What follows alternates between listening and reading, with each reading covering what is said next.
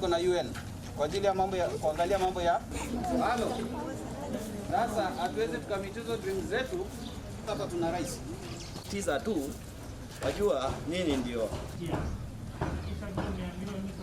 cha zaidi ni kuwa walikuwa na msongamano, kuwa na mafikira mengi sana. Ndio tukaona ni vyema, kwa sababu darasani wengine walikuwa hawatulii. Ukifika pale wanaogopa pia walimu, wanaangalia walimu vibaya, wanachukulia hili jambo hili kwa ubaya, ambalo ni jambo zuri. Likikaliwa vizuri, wakielezewa vizuri, watakuwa na mtizamo mzuri kwa corona, na pia watachukulia zile protocol kwa uzuri ili waweze kuzifuatilia.